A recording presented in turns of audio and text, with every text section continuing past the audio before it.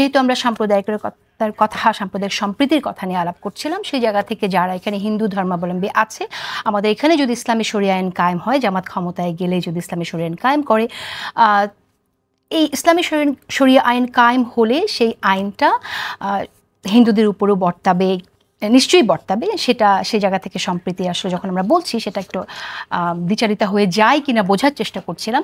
এর প্রেক্ষিতে শিশির মনির আমাকে বোঝানোর চেষ্টা করছিলেন যে চুরির কতগুলো ধাপ আছে, চুরির মোডগুলো বোঝানোর চেষ্টা করছিলেন। সিরিয়াস অফেন্স চুরির যেটা, সেটা আমি শুনলাম। কিন্তু আমার এই জায়গাতে লাস্ট কোশ্চেন, আমি এটা শেষ করে দিতে চাই অ্যাডভোকেট শিশির মনির আপনার কাছে রেখে, সেটা হচ্ছে যে যদি সিরিয়াস অফেন্সও হয়, যদি সেখানে সিআরপিসিতেও পরিবর্তন আসে, সেই পরিবর্তনটাও আসবে কিন্তু আপনাদের যে নতুন চিন্তা, ইসলামিক শরিয়া আইনের চিন্তার ধারণার আলোকেই আসবে। তো সেই আইনটা, ইসলামের আইনটা কেন একজন হিন্দু ধর্মাবলম্বীর উপর বর্তাবে?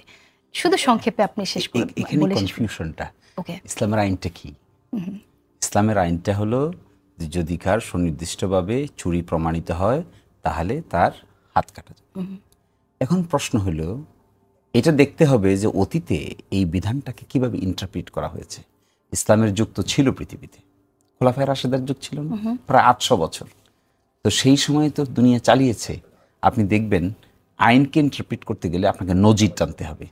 আপনি দেখেন তো কয়জন মানুষের হাত কেটেছেন, আর কোন জায়গায় গিয়ে চুরির বিধানটাকে কার্যকর করার ক্ষেত্রে স্টে করে দিয়েছেন, কোন জায়গায় গিয়ে এই বিধানটা হাস কি হাস না, এই প্রশ্ন উত্থাপন হওয়ার প্রেক্ষিতে সুনির্দিষ্ট সিদ্ধান্তের এক্সেপশন তৈরি করেছেন।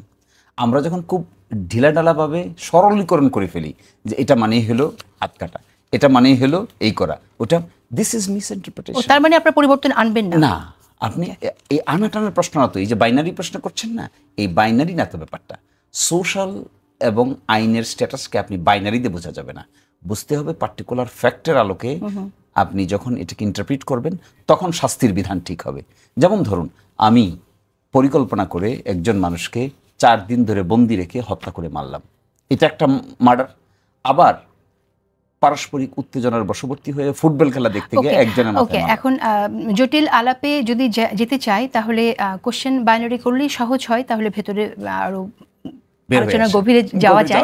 কিন্তু আমরা খুব বেশি সময় নেই, অন্যান্য আরো কিছু বিষয় আছে কথা বলতে চাই। আমরা এটুকু বুঝলাম যে কিছু পরিবর্তন আসবে, কিন্তু কি ধরনের পরিবর্তন সেটা স্পষ্ট এখনো না, রাইট? এই জায়গায় আমরা না, এই পরিবর্তন বুঝছি না, মানে বিধানকে আমরা বাইনারি সিস্টেমে দেখলে কাজ হবে না, দেখতে হবে বাংলাদেশের দণ্ডবিধিতে যা আছে এই এর মধ্যে যে পরিবর্তনগুলো যদি আসে, এই পরিবর্তনগুলো আসার সাথে ধর্মীয় বিধান ইমপ্লিমেন্ট করে ভয়ভীতি হওয়ার এখানে কিছু নাই। দিস ইজ ভেরি, ধর্মীয় বিধিবিধান ইমপ্লিমেন্টেড হবে কিন্তু তাতে ভয় পাওয়ার কিছু নাই। এই ক্ষেত্রে আপনি যে কথা বলছেন, মূল আলোচনা শুরু করেছিলেন যে অন্যান্য ধর্মাবলম্বীদের ক্ষেত্রে কি হবে। এই ক্ষেত্রে আপনি দেখবেন সকল ধর্মের জন্যই পেনাল কোড প্রযোজ্য হবে সিমিলারলি, একই রকম। এখানে বাড়তি কোনো হার্শনেসও নাই, বাড়তি কোনো এক্সেপশনাল ক্যাটাগরিও নাই। সেটাই তো আমার প্রশ্ন, যে সকল সবার জন্য যদি হয় তাহলে একই আইন, তাহলে যেখানে ইসলামের আলোকে আইনটা হবে, তাহলে সেই আইনটা হিন্দু ধর্মাবলম্বীর উপর কেন হবে? প্রযোজ্য আছে না এখন? সেটা তো ইসলামের আলোকে করা হয় না। তার মৃত্যুদণ্ড তো ইসলামেও আছে না, সেটা আছে, কিন্তু যখন আপনি ইসলামী শরিয়া আইন, কোরআনের আলোকে যখন এই আইন পরিবর্তনটা নিয়ে আসবেন, ইসলামের শরিয়া আইনই বলেন আর বর্তমান পেনাল কোডের আইনই বলেন, মৃত্যুদণ্ড কি ডিফারেন্ট? মৃত্যুদণ্ড না, execution is in execution. Life সাজা আগেও আছে, লাইফ সাজা এখনো আছে, লাইফ সাজা ভবিষ্যতে যদি থাকে। শুধু তো আপনার ফাঁসির এখানে আইনে কথা হচ্ছে না, ফাঁসির দণ্ড নিয়ে কথা হচ্ছে না, আরো অনেক আইনে এখানে আছে, সেগুলো কথা হচ্ছে। শরিয়া বলতে আর 2-3টা আইন ছাড়া আর কিছুই কিন্তু নাই। শরিয়া তো এই যে আমি আপনার সাথে কার্টেসি মেইনটেইন করে কথা বলছি না, দিস ইজ পার্ট অফ শরিয়া। এই যে আপা আসছে, আমি গ্রিটিং করেছি, দিস ইজ পার্ট অফ শরিয়া। আমার dress, this is also part of শরিয়া।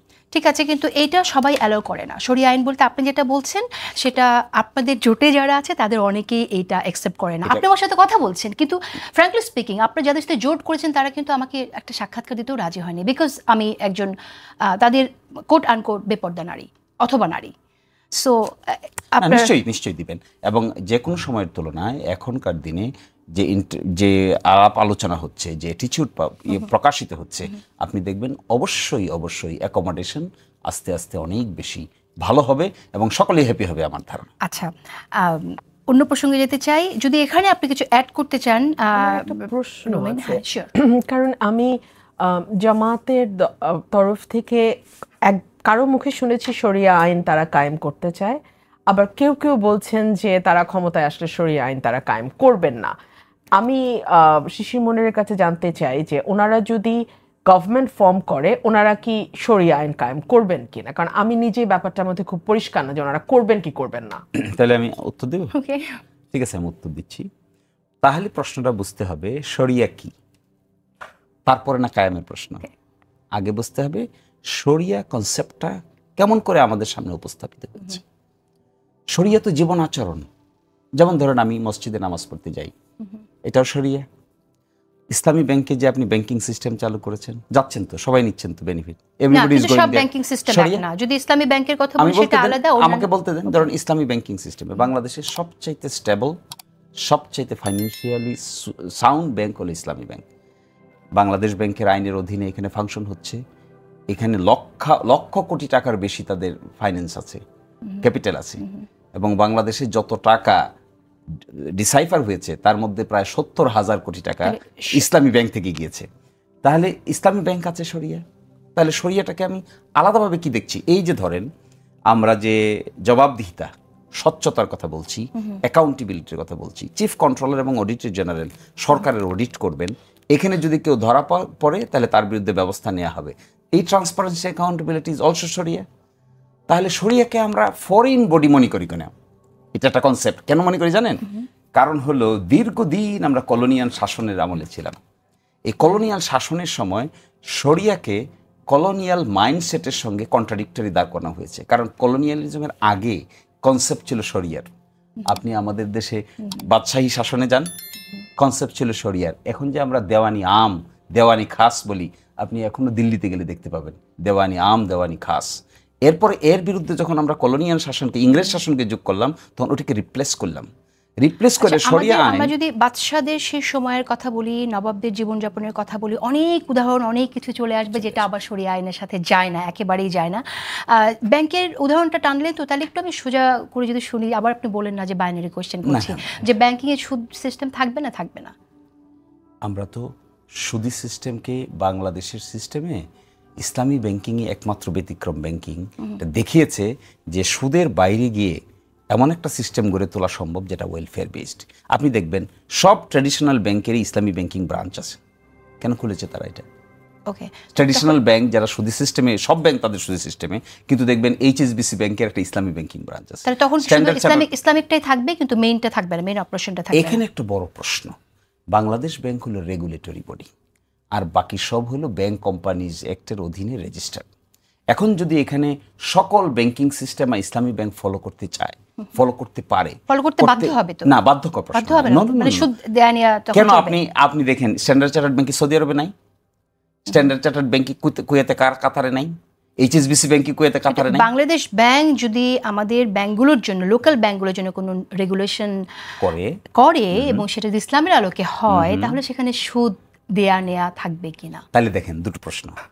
মানে কেন প্রশ্নটা বলছি আবার, এখন যে সিস্টেমটা আমাদের দেশে আছে এটা মিক্সড সিস্টেম। ইসলামী ব্যাংকিং সিস্টেম আপনি চালু করতে পারবেন, ট্র্যাডিশনাল সিস্টেমই চালু করতে পারবেন। ট্র্যাডিশনাল সিস্টেমের মধ্যে ইসলামী ব্যাংক 81 সালে এসেছে, পরে এসেছে। তার আগে অন্যান্য ব্যাংকগুলোর এক্সিস্টেন্স ছিল। এটাকে বাইপাস করে উল্টা দিকে চিন্তা করেন, সব ইসলামী ব্যাংক হয়ে গেল। এর মধ্যে দুটো standard chartered bank, HSBC bank, traditional bank, এখানে সে ব্যবসা করতে চাইলো। ব্যবসা তো সবসময় লোকাল হয় না, এটা তো একটা ইন্টারন্যাশনাল ক্যারেক্টার থাকে। তখন আপনি নিশ্চয়ই এই বিজনেস কর্মকাণ্ডকে তো আপনি ডিনাই করতে পারবেন না, এটা ওয়ার্ল্ড ওয়াইড হবে। আপনি যখন সৌদি আরবের সঙ্গে বিজনেস করবেন তখন এক কথা, আপনি যখন সুইডেনের সঙ্গে বিজনেস করবেন তখন আরেক কথা। ওদের এখানে তো শরিয়া ব্যাংক সব নাই, তখন আপনি কি করবেন?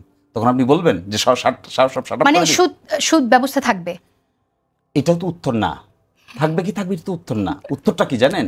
উত্তরটা হলো এই যে একটা ব্যবস্থাপনাকে আপনি যদি থাকবে কি থাকবে না বলেন, তাহলে তো আপনি আনসার পাবেন না। আপনি বলবেন যে ওই পার্টিকুলার কনটেক্সটটাকে ম্যানেজ করার জন্য কি ইফিসিয়েন্সি বিল্ড আপ হবে। এটা ম্যাবি কোশ্চেন। আমি উত্তর পাচ্ছি না মিস্টার রুমিন।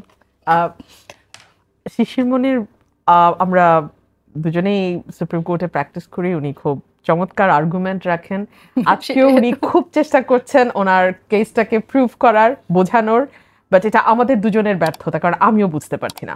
বরং আমার কাছে যেটা মনে হয়েছে, আমার ভাই অ্যাকোমোডেটিভ ইসলামের কথা বলছেন, যে ইসলামটা সময়ের সাথে, পারিপার্শ্বিকতার সাথে এবং পরিস্থিতির সাথে কিছুটা অ্যাকোমোডেট করে চলে। ফর এক্সাম্পল, এটা খুব চমৎকার একটা উদাহরণ হতে পারে আমরা যদি ওনাদের ডাকসু প্যানেলটা দেখি। এই ডাকসু প্যানেলে আপনি ক্ষুদ্র নৃগোষ্ঠীর একজন সদস্য পেয়েছেন, আপনি একেবারে ইসলামী শরিয়া অনুযায়ী পর্দা করা নারীরা সেখানে যেমন কন্টেস্ট করেছে, আবার আপনার মতো আমার মতন বাঙালি সাজ করা নারীও সেখানে একটা অংশ হয়েছে। সো এটাকে আমি একটা ডাইভার্সিফাইড একটা প্যানেল আমরা দেখেছি, এবং এটা কিন্তু বলা হয় যে তাদের জয়লাভের একটা বড় কারণও ছিল একটা ডাইভার্সিফাইড প্যানেল। এখন প্রশ্ন আসতে পারে যে ইসলামের এই জিনিসগুলো পরিবর্তন করা যায় কিনা, বিকজ জামায়াতে ইসলাম নামটার সাথে কিন্তু ইসলাম ওতপ্রোতভাবে জড়িত।